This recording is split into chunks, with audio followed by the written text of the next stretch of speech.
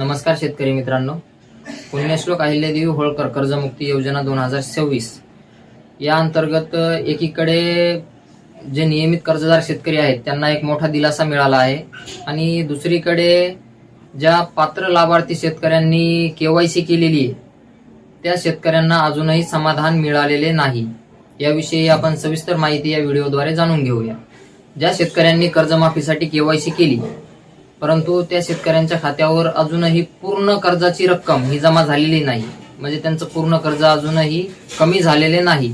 एकीकडे मुख्यमंत्री म्हणले होते की आज केवायसी करायची, दुसऱ्या दिवशी बँकेकडून त्यांना नीलचा दाखला भेटणार आणि तिसऱ्या दिवशी त्यांना नवीन पीक कर्जासाठी अर्ज करता येणार। परंतु पात्र शेतकऱ्यांनी केवायसी केली असता जे काही सरकारकडून लाभ मिळणार होता ती रक्कम तर शेतकऱ्यांच्या खात्यावर जमा झालेली आहे, परंतु जे काही बँकेकडून कर्ज माफ होणार होतं ती रक्कम अद्यापही शेतकऱ्यांची बँकेकडून माफ झालेली नाही। म्हणजे आपल्याला स्पष्ट दिसत आहे की जसं मुख्यमंत्री, कृषी मंत्री हे पत्रकार परिषदेमध्ये बोलतात त्याप्रमाणे यांचे काम अजून धीम्या गतीने चालू आहे। मग आता राहिलेली रक्कम कधी त्यांची बँक माफ करणार आणि कधी त्यांना नीलचा दाखला देणार आणि त्यानंतर कधी ते नवीन कर्जासाठी अर्ज करणार, या विषयावर आज मंत्रिमंडळाची बैठक आहे। त्या बैठकीमध्ये बघूया काय चर्चा होते आणि काय निर्णय होतात तर।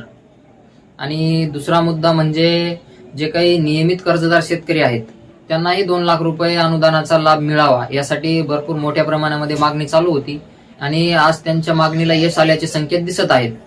म्हणजे आपल्या राज्याचे सहकार मंत्री बाबासाहेब पाटील यांनी पत्रकार परिषदेमध्ये सांगितलं की या नियमित कर्जदार शेतकऱ्यांच्या मागणीचा विचार करून एक समिती गठीत केली आहे।